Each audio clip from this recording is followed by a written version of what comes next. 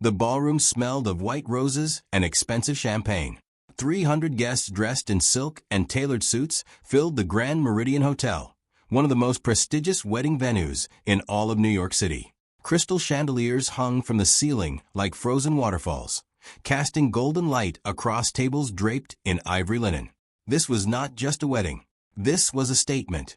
And yet none of it, not the flowers flown in from Paris, not the string quartet playing Vivaldi in the corner, not the bride's $40,000 gown, none of it would matter by the end of the night. Because something far more extraordinary was about to happen. Something no one in that room could have predicted. Something that would change two lives forever.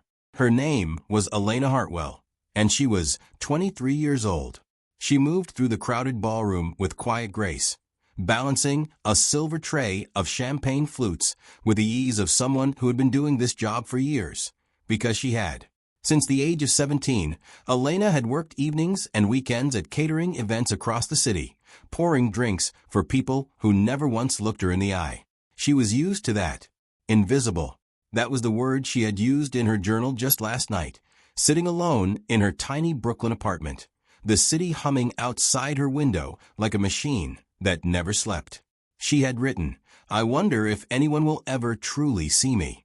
Elena was not the kind of beautiful that stops traffic. She was the kind of beautiful that sneaks up on you, the kind you notice only after a moment, like a painting you walk past 3 times before suddenly stopping and realizing it's the most stunning thing in the room. Her dark brown hair was pulled back into a neat bun, a few loose strands framing a face that was honest and open and quietly extraordinary. Her eyes were the color of warm amber, and when she smiled, which she did often, even at strangers who didn't smile back, 2 soft dimples appeared on her cheeks like small secrets. She wore the standard catering uniform, a white button-down shirt, black trousers, and sensible black shoes. Nothing remarkable. Nothing that should have drawn anyone's attention. And yet, at table 7, seated slightly apart from the rest of the guests, as though comfort with crowds was something he had long outgrown, sat a man named Sebastian Cole. He was 31 years old, and he was, by every measurable standard, one of the most successful men in the country. CEO of Cole Ventures, a private investment firm that had made him his first $100 million by the age of 26. His face had appeared on the covers of Forbes and Time.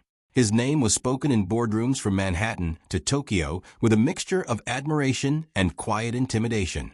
He was tall, well over 6 feet, with dark hair cut close at the sides, sharp jaw, and gray eyes the color of a winter sky just before snow.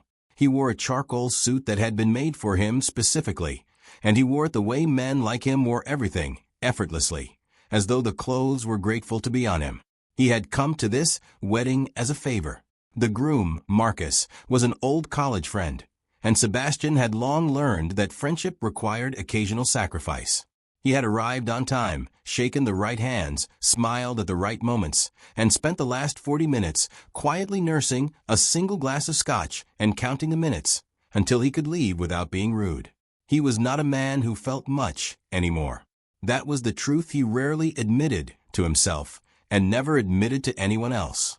Somewhere between the relentless climbing and the ceaseless achieving, something soft inside him had gone quiet. He dated occasionally, always women who were polished and appropriate and ultimately forgettable. His assistant once told him, half joking, that his heart was a locked room and he had misplaced the key. He had laughed at that, but he hadn't disagreed. He was staring at his phone, reviewing a contract that truly could have waited until Monday, when the room shifted.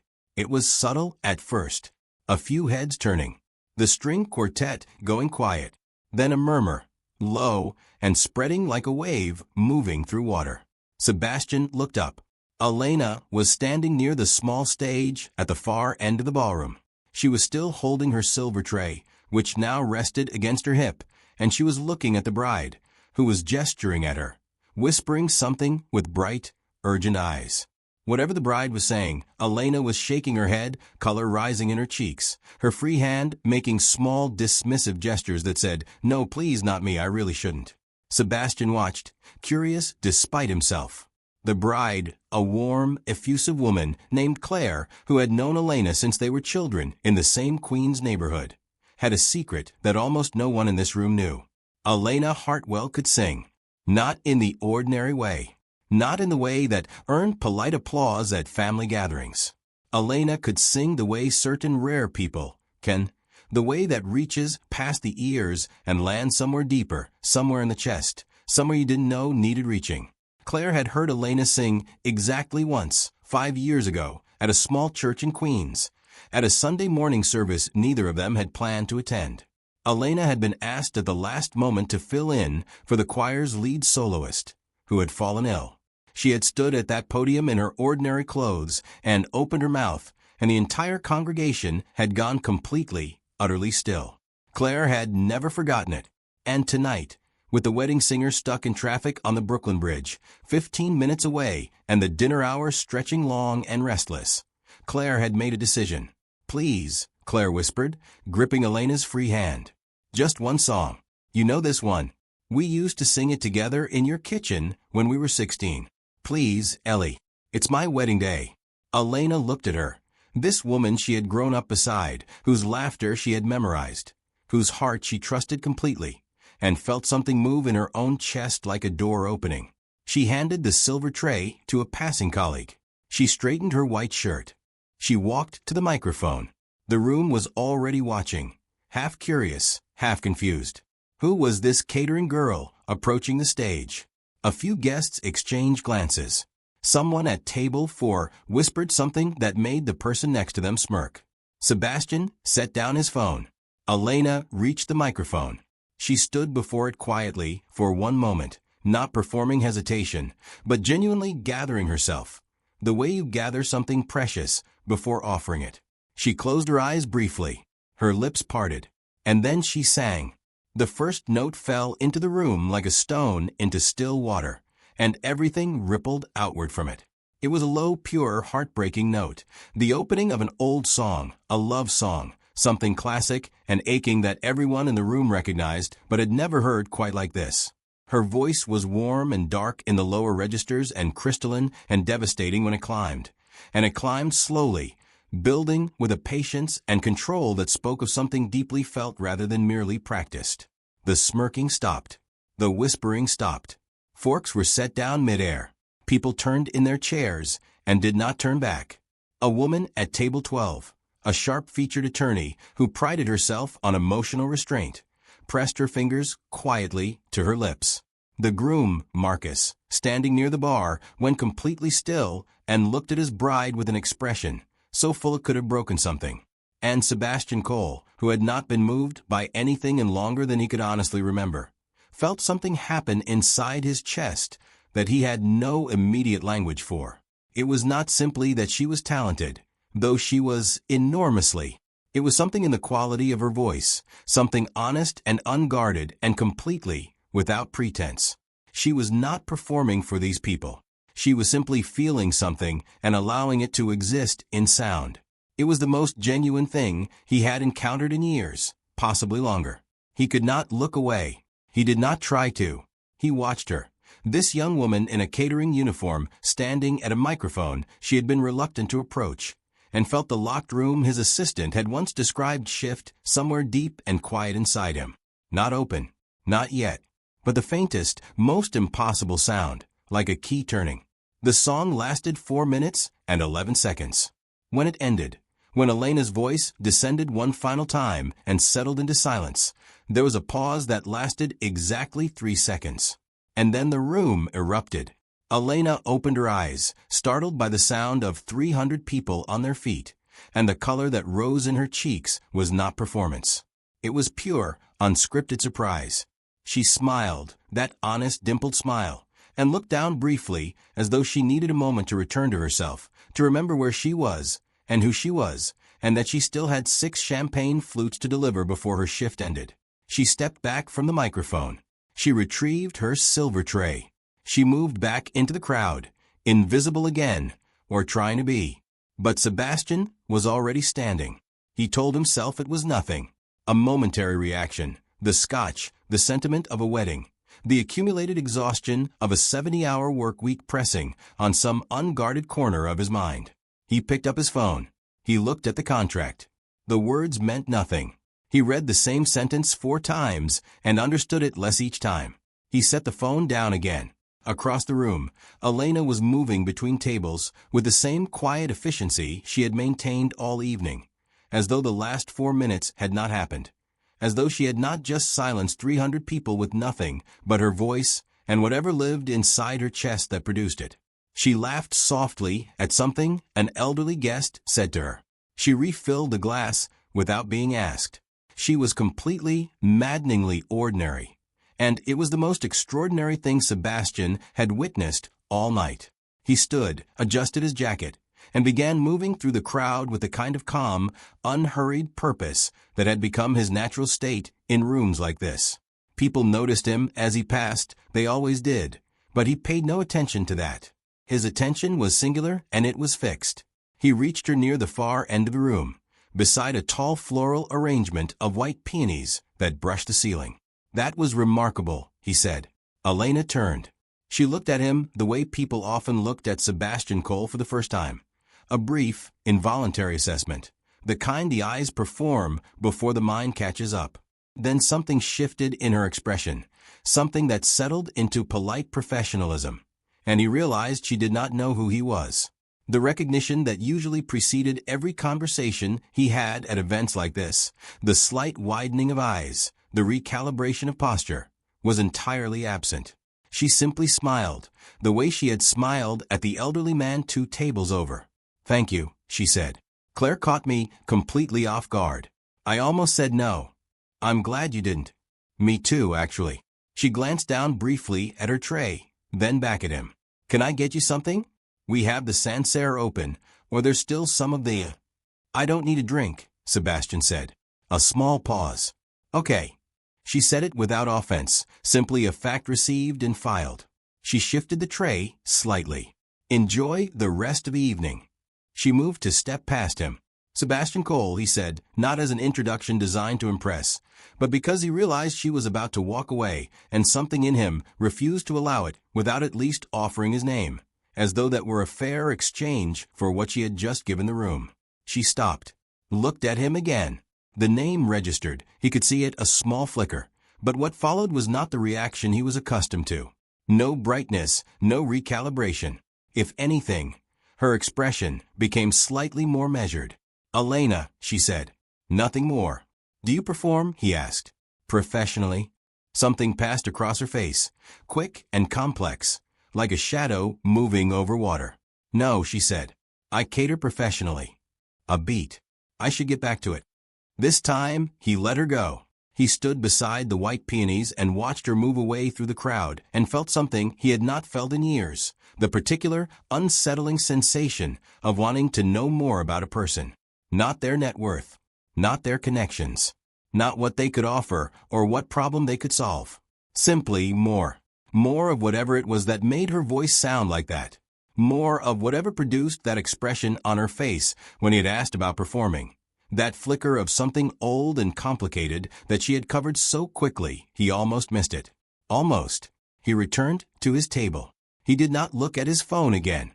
Across the room, Elena set her tray down on a service station counter and pressed her fingers briefly against the edge of it, steadying herself in a way that had nothing to do with the tray's weight.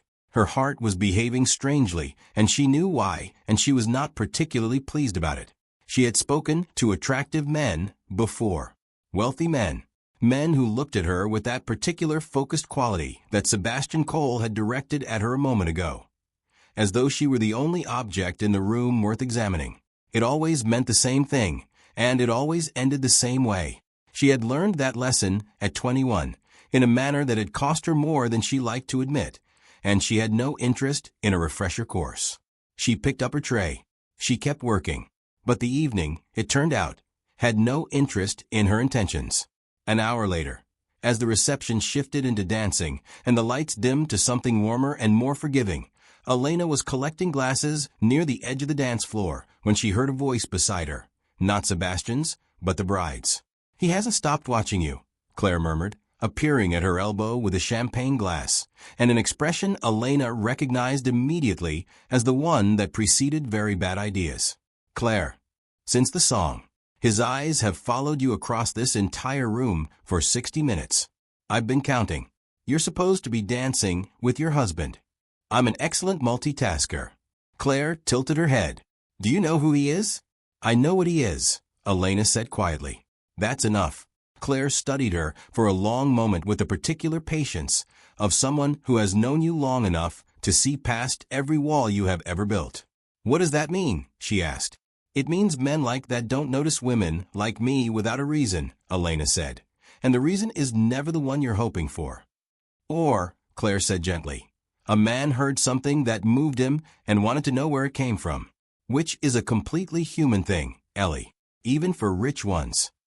Elena looked at her, this woman in $40,000 worth of lace and hope, and felt a rush of affection, so strong it almost undid her careful composure. Go dance with Marcus, she said softly. It's your wedding night. Claire squeezed her arm once firmly, the way she had done since they were 16, and the world was smaller and hurt in simpler ways. Then she drifted back toward the dance floor, glancing once over her shoulder with an expression that said, this conversation is not finished. Elena turned back to her work. He was standing 3 feet away. She did not startle. She had trained herself out of startling years ago, in apartments with thin walls and unpredictable moods. But something in her chest tightened briefly before she brought it under control. You have a habit of appearing, she said, collecting 2 empty glasses from a nearby table without looking at him directly. You have a habit of disappearing, Sebastian replied. I've been trying to cross this room for 20 minutes. You move fast for someone carrying a tray. Despite everything, the corner of her mouth moved. She suppressed it. That's the job. Can I ask you something? You've already asked me several things. One more. She straightened and looked at him fully, then a direct, assessing look that most people, in his experience, softened before completing. She did not soften it. One more, she agreed. Why did you look like that when I asked if you perform professionally? The silence between them lasted exactly 4 seconds. Elena counted them. Like what? She said. Like I'd asked about something that used to belong to you and doesn't anymore. The accuracy of it landed somewhere unprotected, and she felt it, felt the small, sharp impact of being seen by someone you had not given permission to look. She kept her face calm through long practice. You read a lot into a 2-second expression. I read people for a living, Sebastian said. Not boastful, simply factual. The way he might say he read contracts or financial reports. Then you should know when someone doesn't want to answer a question. I do, he said. I'm asking anyway. A pause. Because that voice didn't come from nowhere, Elena. That kind of voice comes from years of something. Training, passion, sacrifice, usually all 3. And you're working a catering shift on a Saturday night. So either you chose this or something chose it for you. And from a look on your face a moment ago, I don't think it was you. The dance floor filled with sound behind them, something slow and swelling from the speakers, couples finding each other in the dim warm light. Elena looked at Sebastian Cole and felt something that frightened her precisely because it was not attraction, or not only attraction. It was the more dangerous feeling of being understood by a stranger. My mother got sick, she said, and her voice was steady and even and completely controlled. When I was 19, I had a full scholarship to the Manhattan Conservatory. Vocal performance. She picked up a 3rd glass. I deferred 1 year, then another. The scholarship didn't survive the 2nd deferral. So, she set the glasses on her tray with quiet precision. That's the answer to your question. Sebastian said nothing for a moment. When he spoke, his voice had lost whatever polished social quality it had carried earlier and become something quieter and more direct. How is she now? Your mother. Elena looked up at him. Better, she said. Finally, 3 years of better. Something moved behind her eyes, relief and grief living in the same space, the way they do when a long crisis slowly ends. She keeps telling me to go back, to find a way. She's right. It's not that simple. It rarely is, Sebastian said. But simple and possible aren't the same thing. Elena studied him with that same level, unguarded gaze. Why do you care? She asked. Not unkindly. Genuinely. You don't know me. You heard me sing one song at a wedding. Why does any of this matter to you? Sebastian held her gaze and gave her the only answer he had that was completely honest. I don't know yet, he said, but I'd like to find out. The song behind them swelled towards something enormous and aching. Elena did not look away. Neither did he. The moment held itself suspended between them like a note at the top of its range, fragile, trembling, achingly alive. Then a passing waiter clipped Elena's shoulder, and the tray shifted, and the glasses chimed against each other, and the spell cracked cleanly down the middle. She steadied the tray. She blinked once, and just like that the professional composure returned, sliding back into place over whatever had briefly surfaced, smooth and practiced as a theater curtain dropping. I need to finish my shift, she said. Of course. Sebastian stepped aside without protest, without the pressure that lesser men would have applied, and she noted that, filed it somewhere quiet, as she moved past him and back into the current of the evening. But her hands were not entirely steady for the next 10 minutes. She noticed it the way you notice a crack in something you believe to be solid, with a specific, reluctant attention. Outside, through the tall ballroom windows, New York glittered against a sky the color of deep violet. The city had no interest in the small interior earthquakes of its inhabitants. It simply blazed on, indifferent and magnificent. Elena carried her tray to the service station, set it down, and pressed both palms flat against the cool steel counter. She breathed. She thought about her mother's voice on the phone last Tuesday, stronger than it had been in years, threaded through with something almost like the old lightness. She thought about the conservatory rejection letter she had never thrown away, folded in the back of her desk drawer in Brooklyn like evidence of a life interrupted.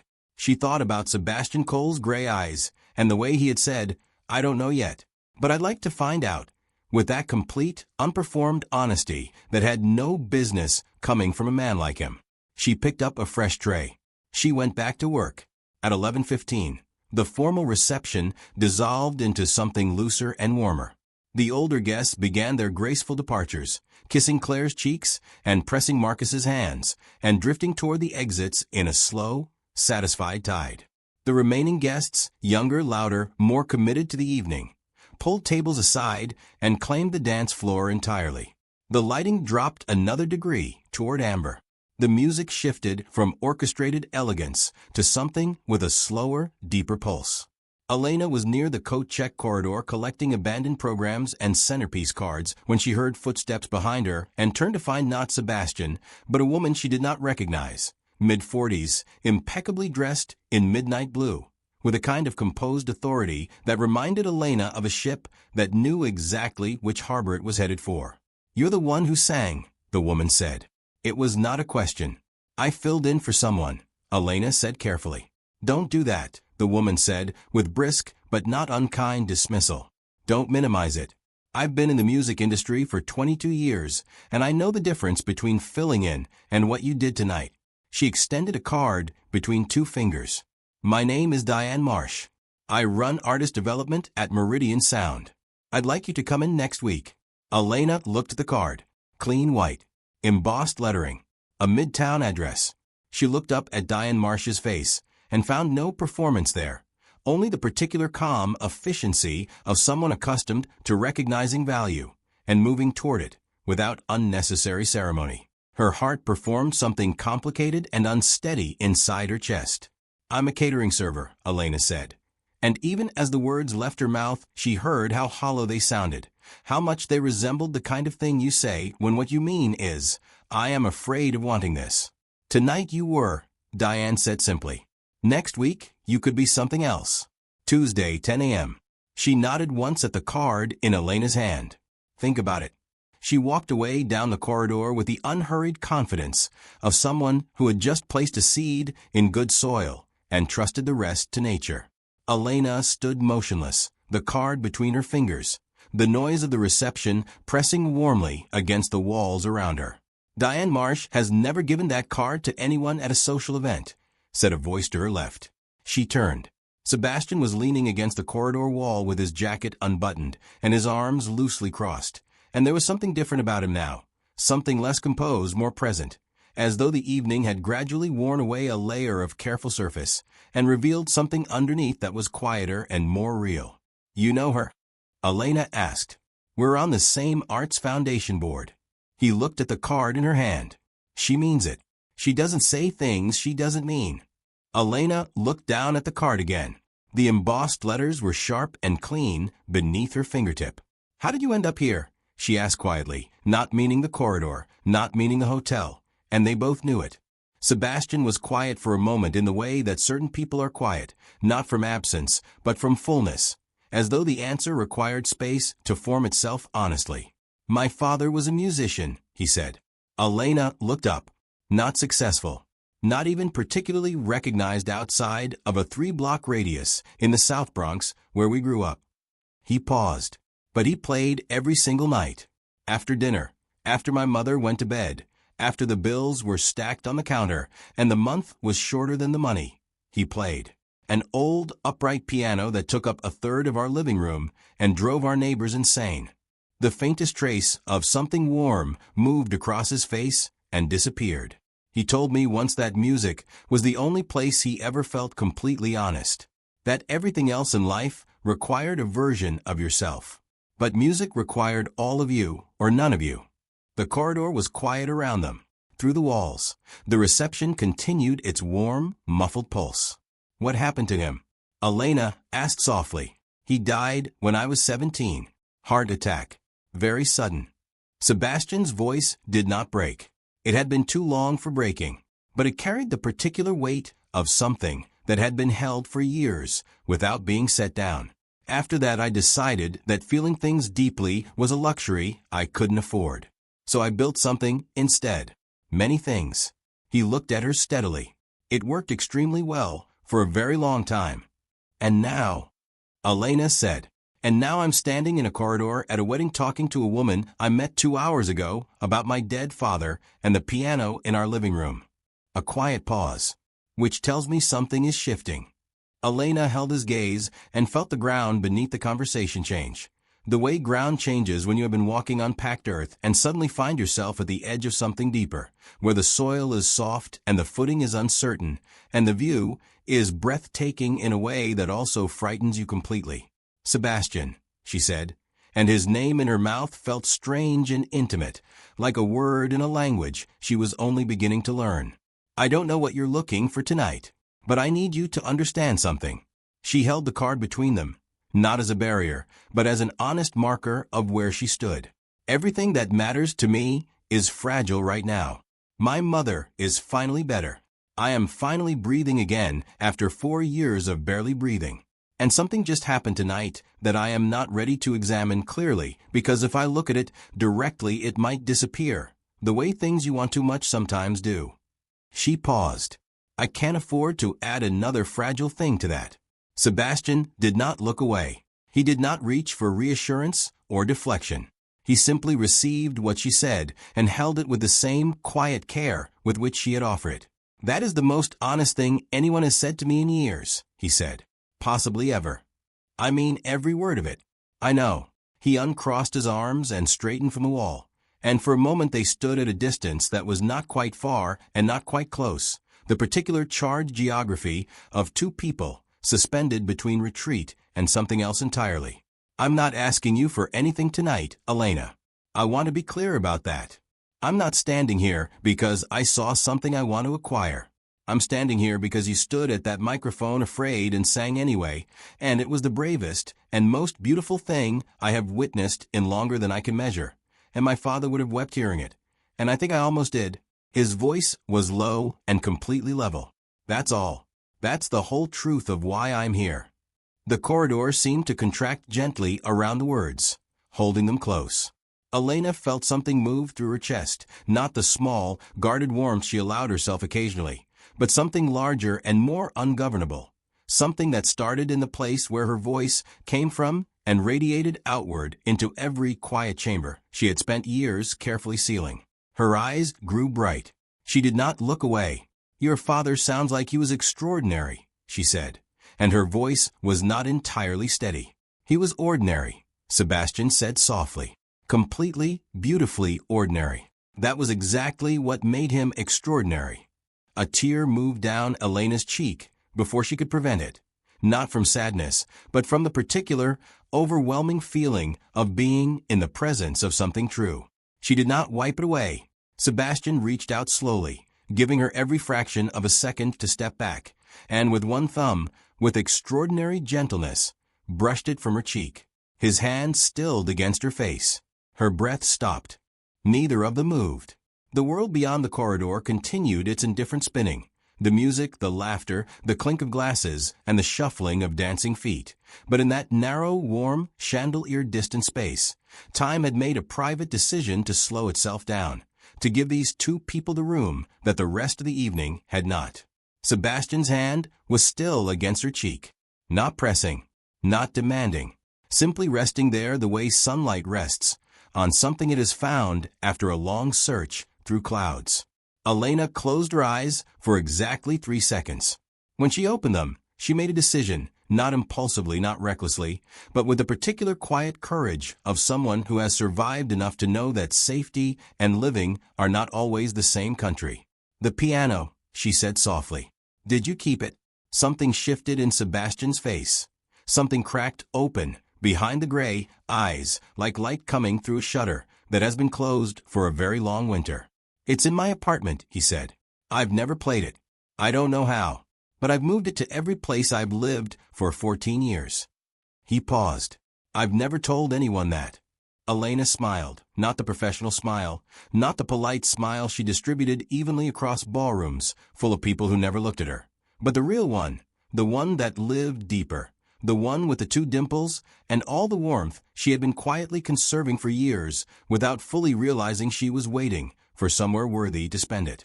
"Play it," she said simply. He looked at her. "I told you. I don't know how." "Neither did I know how to walk up to that microphone tonight," she said. "And yet." The word hung between them, complete and luminous, and Sebastian Cole, who had built empires on the foundation of knowing exactly what to do next, had absolutely no defense against it. He laughed.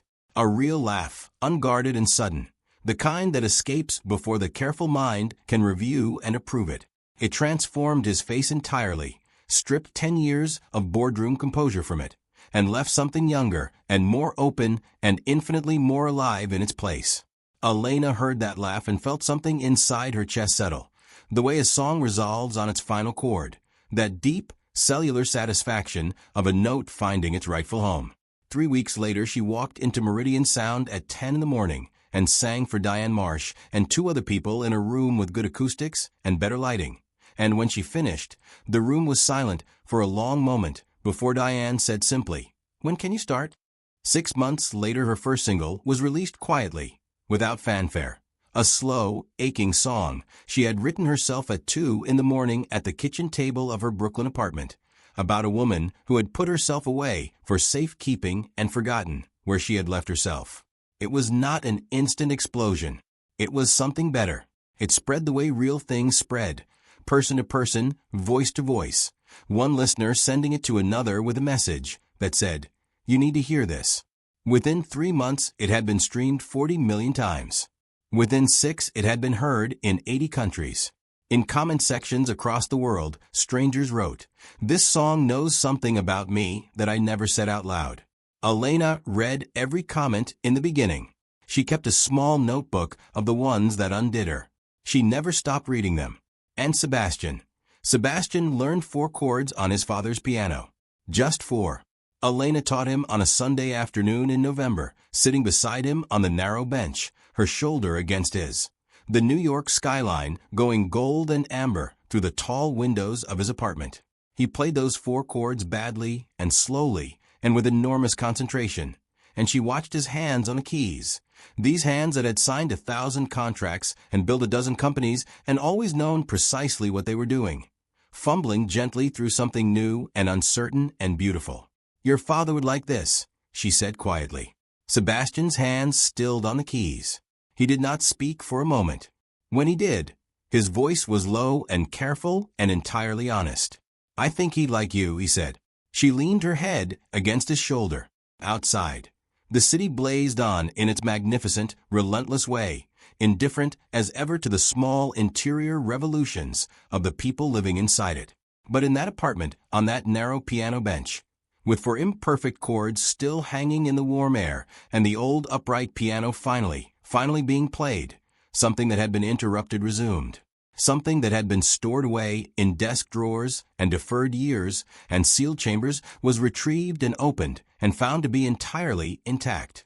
Two people who had learned to be invisible, one behind professional polish and accumulated wealth and the careful numbness of a 14-year grief, one behind silver trays and borrowed uniforms and the daily discipline of needing nothing, had been seen.